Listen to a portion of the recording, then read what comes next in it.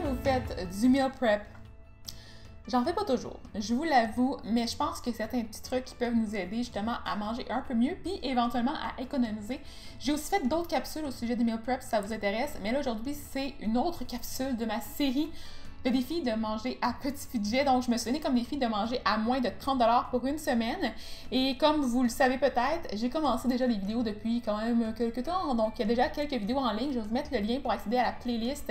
Mais ce que j'ai déjà fait avant, c'est vous expliquer un peu la situation au Québec, comment ça coûte normalement pour manger, les statistiques. Ensuite, j'ai parlé d'un petit produit que j'aime beaucoup qui s'appelle la pomme Ariane. Et après ça, j'ai fait une épicerie pour acheter mes petits produits. Et là, je vais vous faire un petit vidéo avec des recettes de meal prep pour ma semaine, pour me préparer un peu plus. Et ensuite, je vais vous faire aussi une vidéo avec une semaine dans mon assiette. Donc, mes repas, ce que j'ai mangé, mes difficultés en cours de route, puis tout ça, comment je me suis sentie. Ça a-tu été dur? Je ne sais pas encore.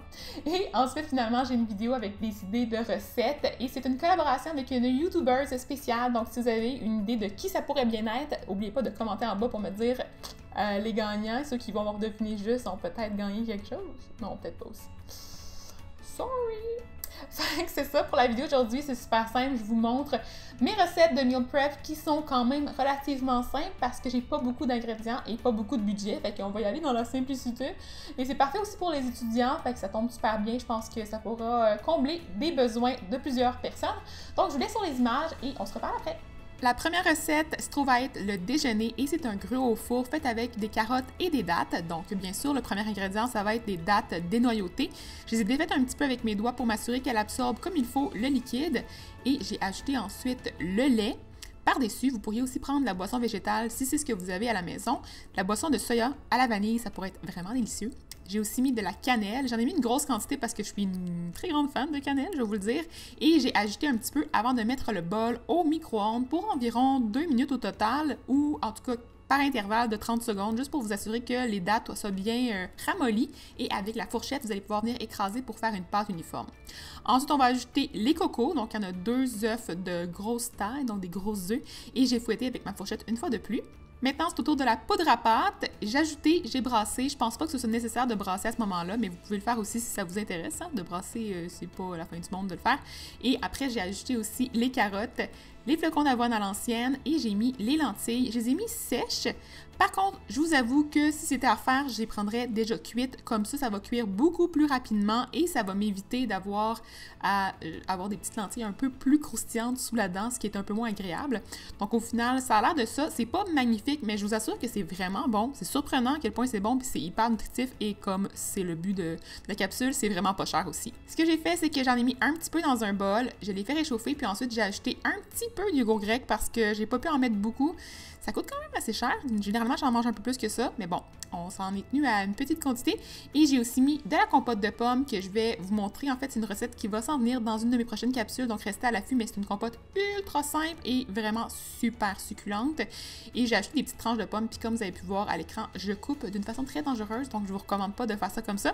Et j'ai terminé le bol avec un petit peu de cassonade parce que c'est vraiment moins dispendieux que du sirop d'érable, même si c'est ce que j'aurais pris normalement.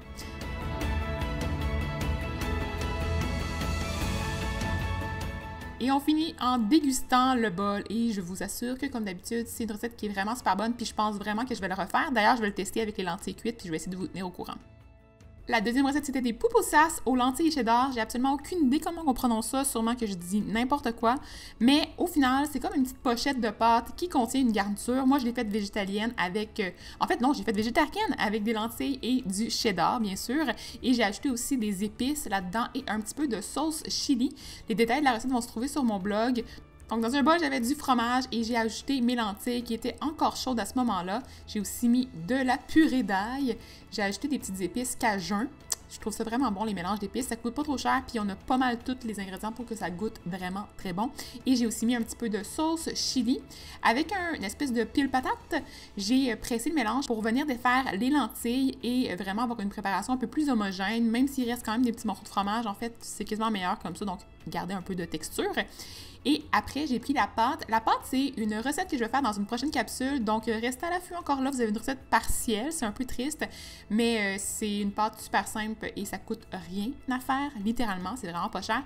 Donc, j'ai rempli ma petite pâte avec de la préparation. Je l'ai refermée et j'ai ensuite fait cuire le tout dans une poêle des deux côtés. C'est quand même un petit peu long jusqu'à ce que la préparation de la pâte soit vraiment cuite puis que l'intérieur soit fondant.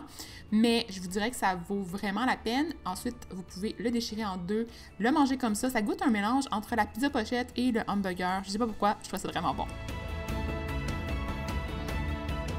Troisième recette, One Pot Pasta Ramen avec du miso et du beurre d'arachide. C'est peut-être un mélange un peu différent, je vous dirais. Peut-être que ça a été vu sur le web. Peut-être lait de coco, beurre d'arachide, c'est classique.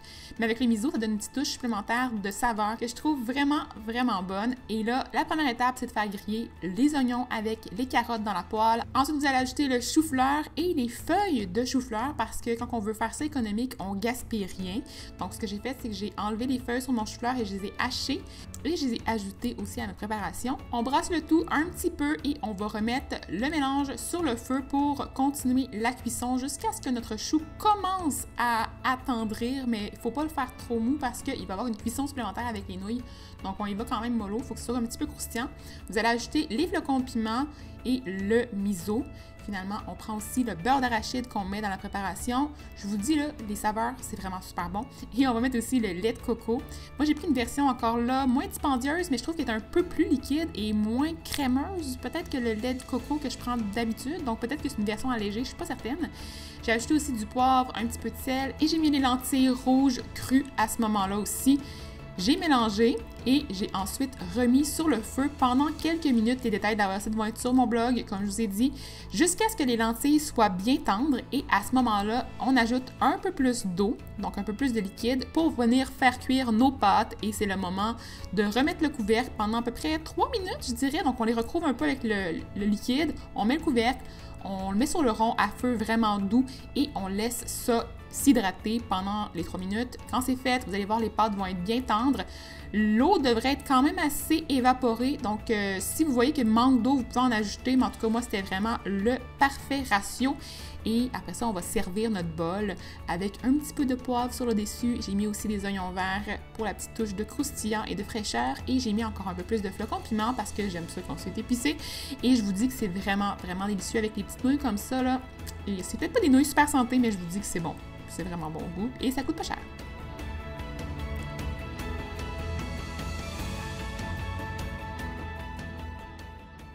La dernière recette, c'est un bol Bouddha avec des lentilles croustillantes et une sauce au curry.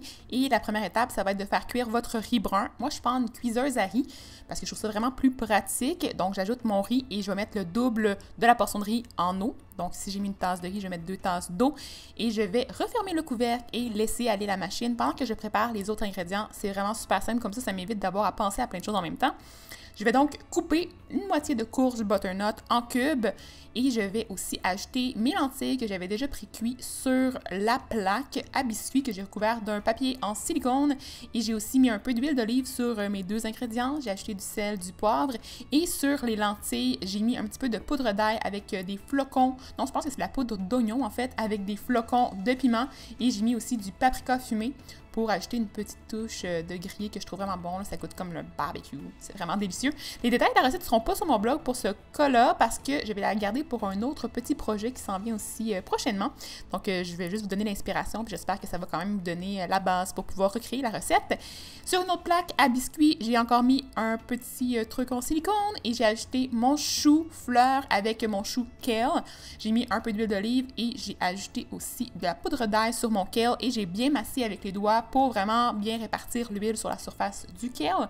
J'ai mis ça au four également avec la courge et les lentilles. Et pendant ce temps-là, j'ai fait la petite sauce qui va recouvrir le bol en mettant de la poudre de curry dans un petit pot qui se referme bien. J'ai ajouté du tahini, donc du beurre de sésame. J'ai mis un petit peu de vinaigre de riz. J'ai ajouté aussi de la poudre d'ail parce que je suis une fan d'ail et j'en mets un peu partout. J'ai aussi mis de la cassonade parce que je trouvais que ça coûtait un petit peu trop cher de prendre du sirop d'érable, mais si c'est ce que vous avez à la maison, gênez-vous pas, vous pouvez prendre ça. J'ai mis aussi du sel et du poivre pour terminer et j'ai finalement ajouté un petit peu d'eau pour avoir une sauce suffisamment liquide pour qu'elle soit dispersée en petits filets sur le dessus du bol. La première chose que je vais mettre dans mon bol, ça va être mon riz. Je vais faire un petit tas au centre. Autour, je vais ajouter mon chou-fleur avec mon kale qui est rendu croustillant après la cuisson. Je vais mettre aussi ma courge et mes lentilles qui sont également vraiment croustillantes. Je trouve ça super bon, le petit craquant des lentilles grillées. J'ajoute ma sauce au curry sur le dessus du bol et c'est tout. C'est aussi simple que ça. C'est sûr que les cuissons sont quand même un petit peu plus longues parce que la courge, ça prend quand même un petit peu de temps à cuire, mais c'est divin avec le temps qui se refroidit, là. C'est vraiment bon.